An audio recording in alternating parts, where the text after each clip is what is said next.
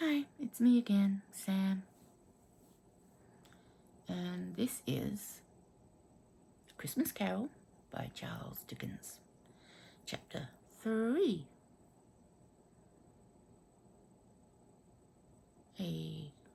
The Spirit of Christmas Present. Scrooge awoke himself with a rather loud, snorting snore and sat upright in bed. Now you know what that sounds like to me? Sleep apnea. I really believe he could do with a CPAP, but I digress. He looked around him to see if he could determine the time. As he yet had no idea, the clock was about to strike 1 again. Scrooge had decided he wasn't going to be caught out again. So, in order to get the upper hand, he opened all the curtains, all the bed curtains around his bed, of his four-poster bed, and sat with his back firmly against the headboard before checking the time. It's history time. I'm sorry. I do have a little bit of history and knowledge of beds and four-poster beds. Can I share it? Why am I asking? You know I'm going to share it anyway. In this era, one of the most expensive yet most important pieces of furniture that any couple would get or be given was the bed. And often, because beds were so expensive, they were passed down. So a mother and father might give their bed to their daughter when she married, and get themselves a new one made. It was just the way things were. They were very expensive, and you can imagine why. I mean, those four-poster beds, some of them are so glorious with the carving and everything, and it was all done by hand. There was no machine to, etch out the beautiful carvings of roses or flowers or ivy or whatever it might be that was on them. So, yeah, very expensive. And the four posters were created so that they could have a canopy on them. That was initially thought to be so in case the roof did leak, that the canopy would protect those in the bed. The curtains, bed curtains, had a few purposes. One was privacy, because mummy and daddies do what mummies and daddies like to do. And in the 1800s and before the 1800s, going back, I'm talking about probably the 1600s here, when, the whole four-poster bed really began. Everybody would sleep in the same room. It was a safety thing. Going back, into the 1600s and whatnot, farmers, or people who worked on the farm and were servants or waifs to the lord of the manor, would sleep in the great hall of the lord of the manor. This was partly for protection in case their farm got raided in the night, but it was also sort of a duty, really, that every lord or every landlord had to provide for their waifs, for his servants, for his peasants, for his slaves. And so they would sort of usually sleep in a great hall, and they would grab a big sack of whatever, calico or whatever, and stuff it with as much straw as was around, and sleep on that. No pillow normally. And they would all sleep around the same fire, the peasants and the poor. Upstairs, though, the master of the house would sleep in a big four-poster bed with the curtains, but all the same, all his children, all his brothers and sisters, or whoever, would also sleep in the same room around them. And the curtains offered, obviously, privacy from Mummy and Daddy to do what Mummy and Daddy needed to do to create new siblings, to keep on, so they had someone to work in the fields and whatnot. But it also had the advantage that it kept the warmth in, the body warmth. So if you can imagine, you're in a small area, it's like when you get under your doona, at night, you get under your blankets at night. At first, the sheets are quite cool to the skin, and then after a while, your body heats up the skin and the bed, and you're nice and toasty until you have to get up and have a pee. So this whole sort of canopy area would be filled with their own body heat. So it would keep them warm, and nicely warm in the, really dead cold of winter. And in fact, because farmers, lords, everybody would get up with the first light of day, go to sleep when the sun fell out of the sky, that was very early in the evening. That might have been 6 or 7 at night. So they would go to bed then, and thus they would wake up at 2 in the morning, or 1 in the morning, or 3 in the morning, or whatever, and do some more work. They often would wake up and, women would do embroidery, or make clothes, or do some weaving, or whatever the case might be. The men might plan the harvesting, or talk to his siblings or male children about what work they were going to do tomorrow. And then that would go on for an hour or so, and then they would go back to bed until the sun came up. So, yeah. I'm sorry. I can't help myself. I thought it was interesting, and I hope you did. But anyway, back to the story. So he was sitting in his bed, waiting for the next ghost. Scrooge was prepared for almost anything to happen. What he wasn't prepared for, though, was for nothing to happen.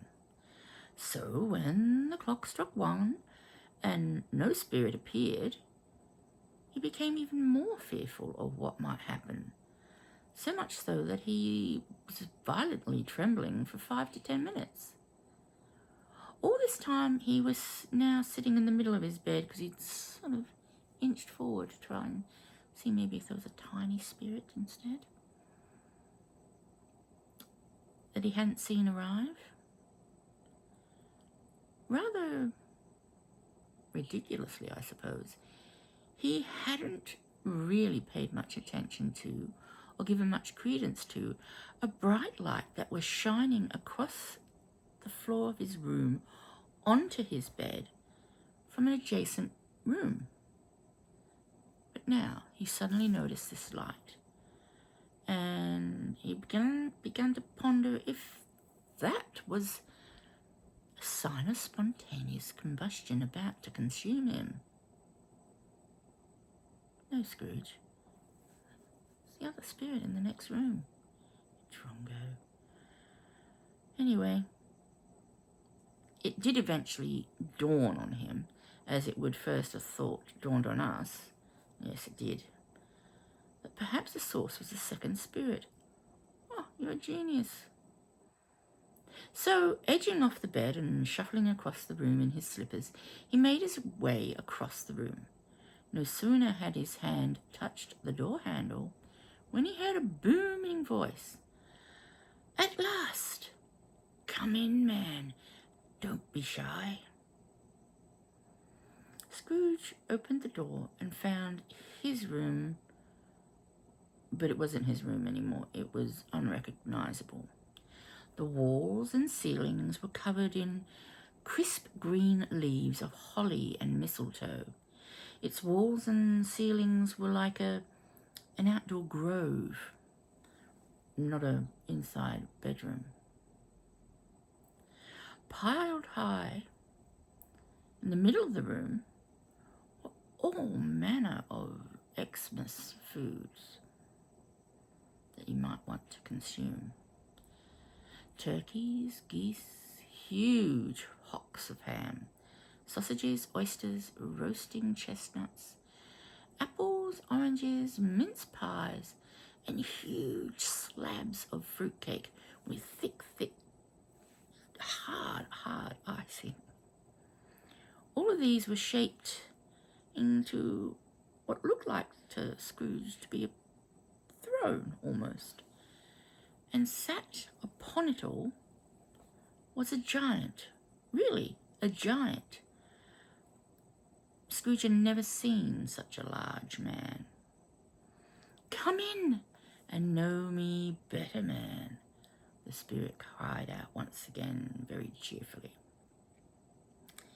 His eyes were as bright as his manner, and his long brown curls bounced from his head and his chin in glorious spirals as he moved and spoke.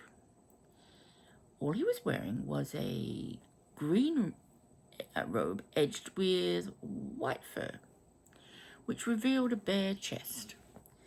His hands and feet were also bare, as was his head except for a wreath of holly which adorned it. Keeping his robe shut was a belt upon which a scabbard hung, though it was an empty sheath and very rusted. "You have never seen the like of me before?" asked the spirit. "Never walked with my younger brothers?" "I don't think I have," said Scrooge. "How many brothers do you have?" "More than 1,800. "My, what a tremendous family," muttered Scrooge.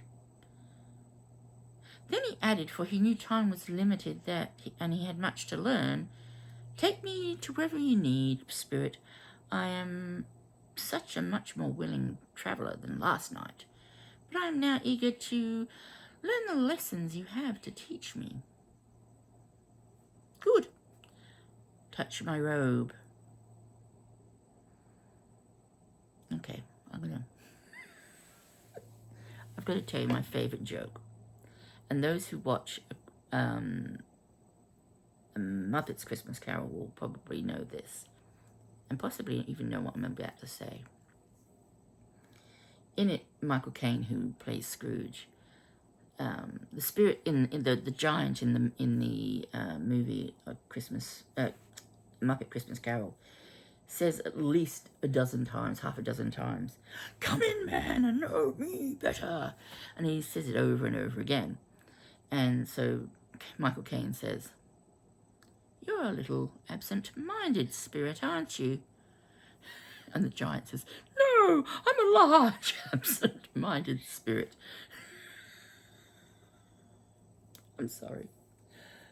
I can't help myself. That just makes me laugh. It's the most stupid joke, but it just makes me laugh. But anyway, back to the story. My mind really is about this small. It's so easily entertained. Anyway, I'm sorry. I digress. Did he say, "Good, touch my robe"? I can't remember. I'll say it again. "Good, touch my robe." As soon as Scrooge touched the robe, his room had returned to its previous state, dilapidated and dirty and horrible, and he was suddenly in an unknown street filled with horses and shops. On top of the roofs were young men and boys with snow shovels, shifting the large drifts of snow on the slanted roofs into the streets, lest they should break through the ceilings of the houses below. The boys were busy making merry and tossing snowballs in glee, not anger, laughing riotously whenever they hit their target, and even louder when they didn't hit the target. Below at street level, Scrooge saw the poulterers was still half open, as the fruiterers, as was the grocers. Scrooge watched as a stream of people came in and out of the various shops with their baskets, bumping into each other, some accidentally leaving their purchases on the counter in their absent-mindedness, and having to rush back to collect them from well-meaning shop clerks who were about to chase them down to give them their wares. Before too long, the church bells began to strike, and even more people appeared from nowhere, in their finest Sunday clothes, to attend Mass on this holy of holiest days. Among the queues of people at the poulterers with their baskets of uncooked goose, or whatever it was they could afford, an occasional disagreement broke out. Scrooge noticed that the giant took this rather large cornucopia, tipped it up above the men, and sprinkled some substance on them. Instantly the men apologized to one another and declared how terrible it was to fall out on such a glorious day as Christmas Day. Soon the spirit was raising the cloths of the dining plates of the poor and sprinkling them all with some more of his substance. Scrooge asked what was in the concoction. Got no answer initially. The church bells had stopped, and the shops had closed, as young and old, rich and poor alike went to Mass. Scrooge took his time, and then he asked again what was in his special torch, his horn o' plenty, his cornucopia. It is the milk of human kindness, came the giant's reply. Why do you sprinkle it over the dinners? I sprinkle it over these dinners because, being the poorest, they need it most. With the streets now empty, the giant led Scrooge down a warren of streets he had never been, and leading him directly to a stranger's home, he announced, Bob Cratchit's. Before entering, he once again took out his torch and sprinkled the dwelling with much of its contents wherein. Inside was who Scrooge assumed was Cratchit's wife, dressed up in what must have been her best dress, though it was a twice-turned gown of dull colour, and not of the fashion the wealthier ladies wore. Tangent. Twice-turned gown. My grandmother used to do this, and I'm sure some of your grandmothers would have done this. Twice-turned collars, twice-turned cuffs. That's what a twice-turned gown is. It's basically the shirt or the collar would be worn and threadbare, and so the collar would be turned inside out so that it was no longer looking worn and threadbare, and it would look a lot newer. My grandmother would unpick the collars of her my grandfather's shirts, turn them and sew them back in, and do the same with his cuffs, just to make the clothing last that little bit longer. Today, of course, we just toss everything away. Some of us might give it to the poor. Most of us just toss it away. Anyway,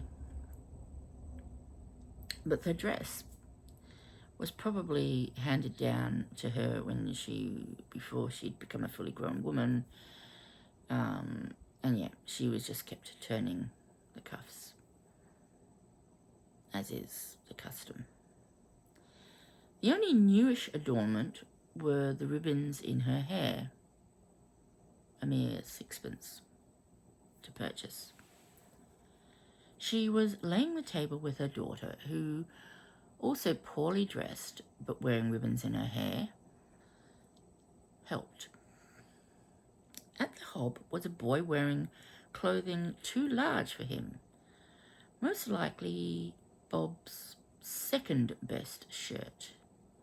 But nevertheless, the boy looked very proud in his attire, for he no doubt wished he could go down to the park to show it off, because he wouldn't have normally worn such fine linen, to Peter, the Cratchit's eldest son. He felt he looked very fine. He was wearing grown-up clothes. Yeah, I'm going to go down a tangent again, you can tell, can't you? I've got to tell a story of my father, what my father did. In this era, you were a boy until you were no longer a boy and you were a man. But all the time you were a boy, maybe not in this era, but you wore shorts in my father's era, in the 40s. And my father so wanted to wear long pants that he took a pair of his father's pants, my grandfather's, and cut them so that they looked like long pants when he put them on. He said he got such a walloping. But he did feel so grown up in his long pants. But in this era, wearing, fine linen or, dressed up, you would have felt very grown up indeed. And this is how Peter was feeling, even though it was way too big for him. There were another 2 children, younger still, Cratchits, who had just returned from the poulterer's, insisting that they had smelt their very goose. It was definitely ours, they said, as it smelled better than all of them. Doubtless all the kids were eager for their dinner and thoughts of sage and onion. As they danced about the table, Belinda and her mother were attempting to dress. "I wonder where your father is," said Mrs. Cratchit, "and your brother Tiny Tim. Not to mention Martha, who is already half an hour past her usual time." With those words, Martha entered and announced, "Here I am, Mother." The 2 younger siblings boasted of a wonderful goose they were about to eat for dinner before shoving Martha into the closet on hearing their father returning. They wished to trick him by announcing that Martha wasn't able to come on Christmas. Bob soon appeared in his finest threadbare clothes, carrying Tiny Tim on his shoulder. "Where's Martha?" he asked. "Not coming," replied Mrs. Cratchit in her very best serious voice. "Not coming on Christmas Day?" His voice was so distraught that Martha couldn't bear it, and immediately came out from hiding to cheers and laughter. The siblings took Tim off to be cleaned up for dinner. "Did Tim behave in church, my dear?" asked Mrs. Cratchit. "Perfectly. He told me on the way home that he hoped that people saw that he was a cripple, because he hoped that it might remind them on this Christmas Day who made lame beggars walk and blind men see." Bob was soon mixing a concoction of his own, gin and lemon, and placed it on the hob to simmer, whilst Peter and the 2 youngest Cratchits went to fetch the goose. When they returned, everyone set to their predetermined tasks. Mrs. Cratchit warmed the gravy, Belinda sweetened the apple juice, Martha wiped down the dinner plates, whilst Bob took Tim and sat him at the table with his older siblings in readiness. Once everyone was seated and ready, the goose was unveiled. Mrs. Cratchit took a huge carving knife, much beyond the necessity of the tiny goose they had, and plunged it into the breast of the goose, to cheers as the stuffing spilt forth. Bob pronounced the goose was a success as it was dished up with mashed potato and applesauce. When all had had their fill and praised the dinner as amazingly tasting and ever so filling, Mrs. Cratchit went alone to the back house, to the laundry house, which would have been shared by her and many neighbours, to retrieve their Christmas pudding, which would have been boiling away in the laundry copper. She was terrified that it would not be perfect. What she feared most was that it wouldn't be cooked enough, or that when she unwrapped it, it would fall apart. Or even worse, thieves might have come over the fence and stolen it. Eventually she returned with a smile on her face, triumphant, with a burning pudding, burning from a very, very small amount of brandy that had been placed on it to set it on light, as is the tradition, and a sprig of holly stuck in it. It was the size of a cannonball. No bigger. And about as hard. But nobody would have ever complained that it was too small. Oh no, for such a large family. And all declared it was her best pudding yet. Yeah, I'm going to do a tangent again here. Here's this woman. She knows how underfed her whole family is, how they're starving very slowly. And yet, her concern isn't, oh, I don't really care what the pudding turns out like. It's food, let them eat it. They'll enjoy it anyway. No, she's worried that it's going to not look right. It's not going to be perfect, because this is Christmas Day and everything has to be perfect. What a horrible thing to be fearful of, knowing when your family's starving and all you're thinking about is this pudding has to be perfect. As though that would make everything go away, all their problems disappear. At last, dinner was done, and it was time to taste the gin and lemon drink, together with some chestnuts that had been placed on a shovel,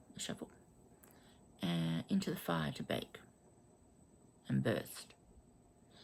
Having just 2 glasses and 1 handleless custard cup from which to drink the hot stuff was passed around for all to take sips.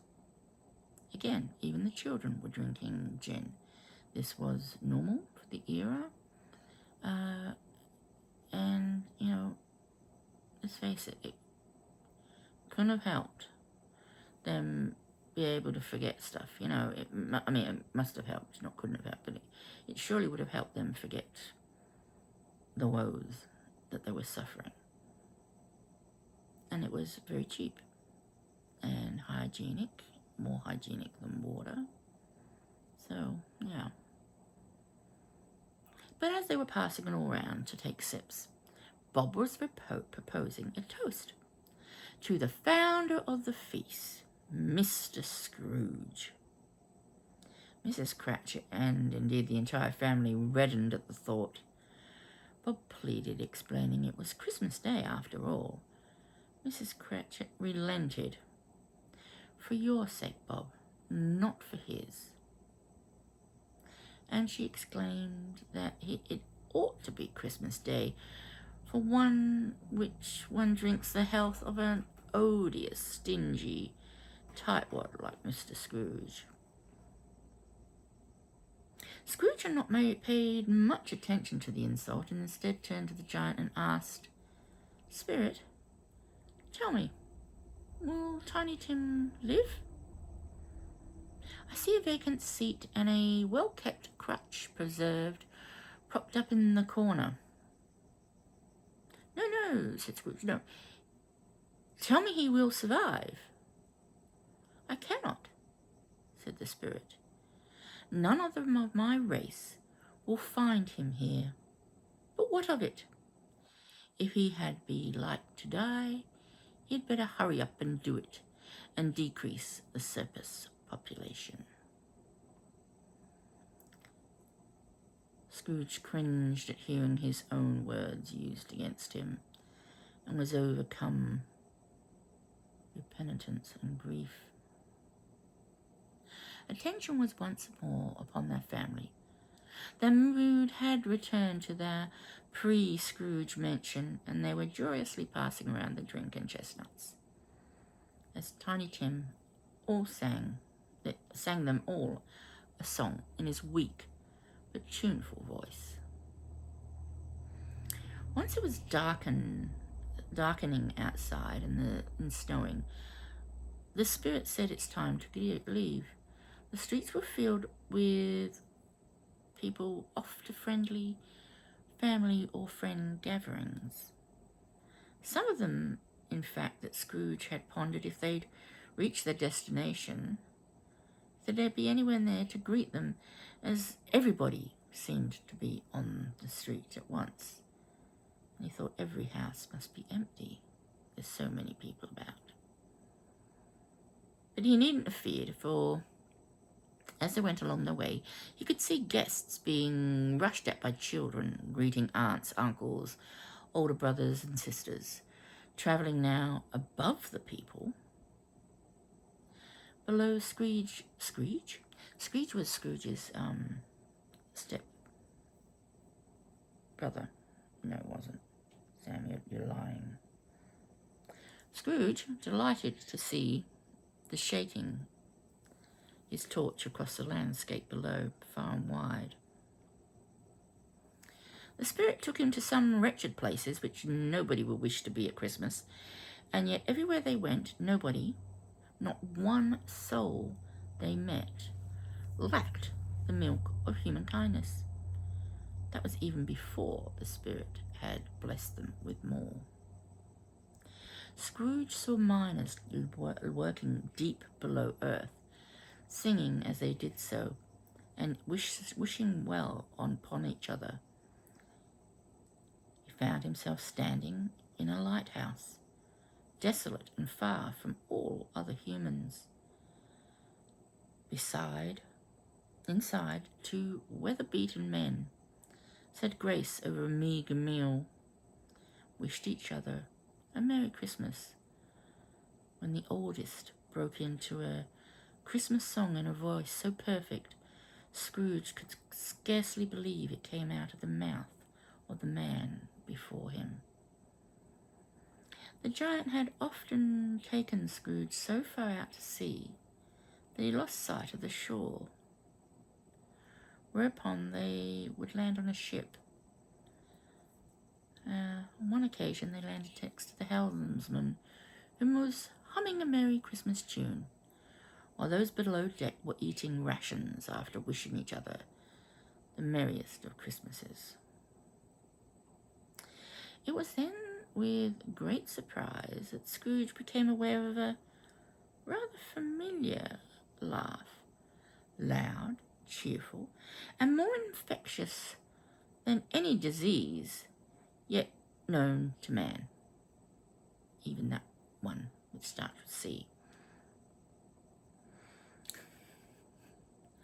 The ocean had parted, and he found himself once again on firm ground, modestly but tastefully carpeted. Raising his eyes, he saw his nephew, Fred, holding on to his side, twisted and contorted in laughter. Joining him were his friends and his wife and his wife's sisters, and they were all having a wonderful time. Then he said that Christmas was a humbug. Can you believe it? Said Fred, laughing more. More shame for him, Fred, said his wife, Scrooge's niece by marriage. She was very pretty, with a dimpled face and the sunniest pair of eyes Scrooge had ever seen. He is most certainly a funny old codger, and that's the truth of it, so not as pleasant as he might be. But his offences carry their own punishment, and I'll have nothing bad to say against him. I'm sure he's very happy with his riches, said his wife. You've always told me he was a wealthy man, Fred. What of it, my dear? His wealth is of no use to him. He doesn't do anything with it. He doesn't make himself comfortable with it. He certainly doesn't want to make us comfortable with it, said Scrooge, still laughing. I have no patience with him, said Fred's wife. All the other ladies agreed wholeheartedly with her. Well, they would. It was the 1800s. Oh, I have, said Fred, after finally stopping laughing. I am sorry for him. I couldn't be angry with him if I tried. He who suffers from his ill whims? Himself, always himself. He takes it into his head not to like us, and he won't come to dine with us. What are the consequences? He doesn't lose much of a dinner. Fred's niece interrupted indignantly. Indeed, I think he loses out on a very good dinner, she said. Again, all the ladies agreed with her. And now so did the men. They were perfect to make judgment to, as they had just had their main meal and were about to have dessert. Fred said, Well, I'm very glad to hear it said. Then turned to one of his friends. He asked, What do you say of it, Topper? Topper, who was clearly interested in one of Fred's wife's sisters, replied that a bachelor was a wretched outcast who had no right to express an opinion on the subject, upon which the sister his attentions were set upon blushed. Do you finish what you were saying, Fred? Said Fred's wife. And then turning to face the others, He never finishes what he begins to say. He's such a ridiculous fellow, she said. Again, Fred laughed, before completing his thoughts. I was merely going to say that the consequences of him taking a dislike to us and not making merry with us, as I think that he loses some pleasant moments, which could do him no harm. And I'm sure he loses even more pleasant companions than he could find in his own mind or in that dark, dingy, cold office of his, or his dusty chambers.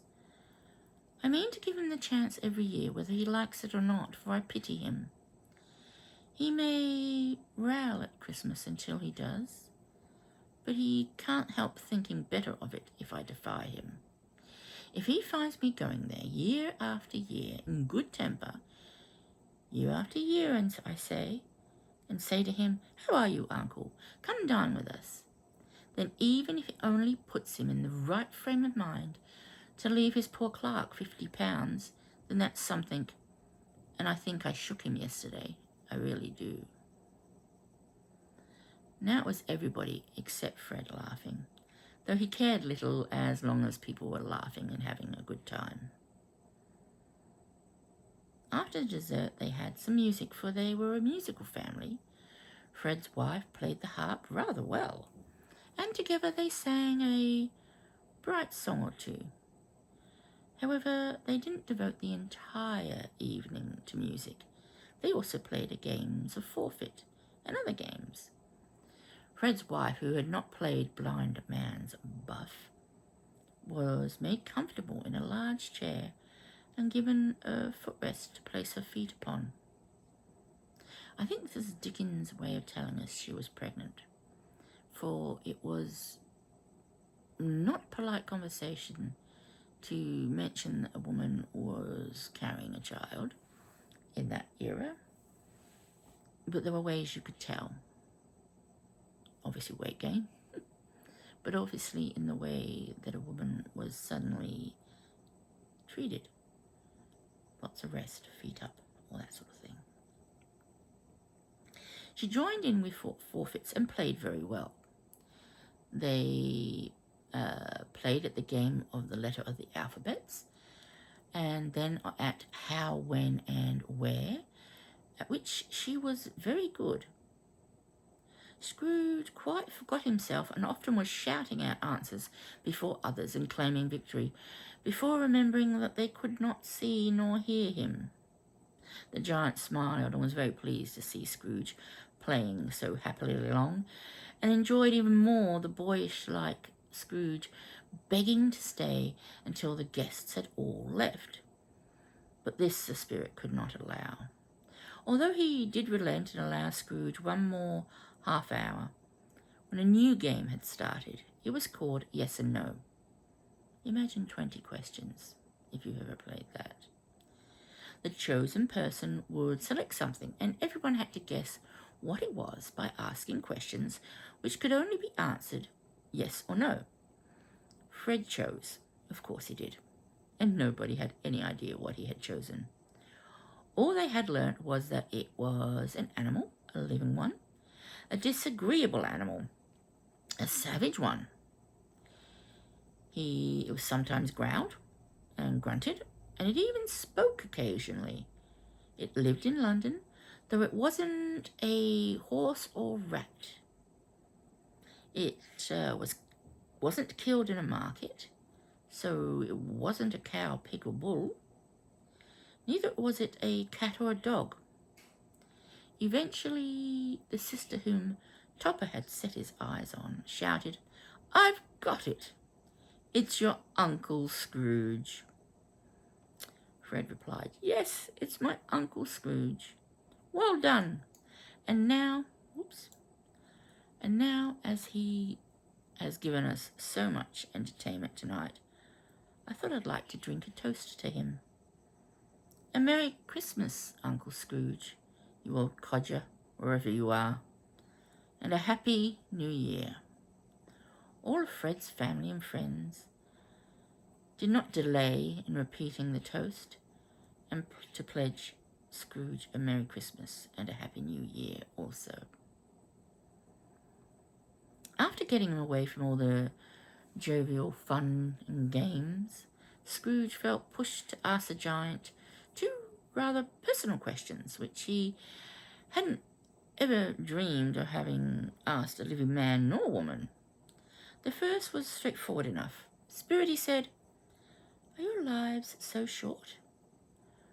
I cannot deny it any longer, but your hair grows whiter and whiter with every passing minute. My life is very short indeed. It ends tonight at the stroke of midnight, and the time is drawing near." "Midnight?" exclaimed Scrooge. "Tonight?" Scrooge then broached his second, more compelling and delicate question. "Forgive me, for I am not justified in asking, but what is that claw, or is it a hand, which protrudes from the underneath of your cloak?" From the folds of his cloak he revealed two children, wretched, abject, hideous, and miserable. A boy and a girl. Scrooge, with every effort, tried to be polite and asked if they were the spirits. He replied, "They are man's, and they cling to me, appealing from their fathers. The boy is ignorance, and the girl is want. Beware them both, but beware the boy most of all, for on his brow I see that which is doom."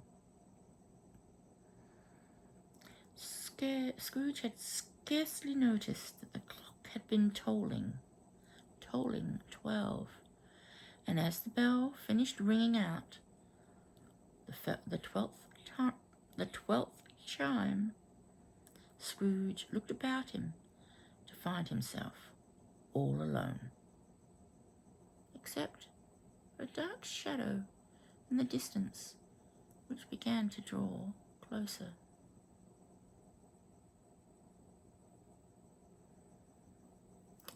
Part 4 coming up. This will be The Spirit of Christmas Past. Ooh. Very spooky. I should turn the light off and put a torch underneath my chin. Maybe it's not that spooky. This would have terrified people, by the way, back in the 1800s. The story did terrify people. It terrified the rich into being more generous. It really did, and it changed a lot of things. But once again, I'm digressing. Anyway, I will be back in a second, but for you, it will be almost 24 hours.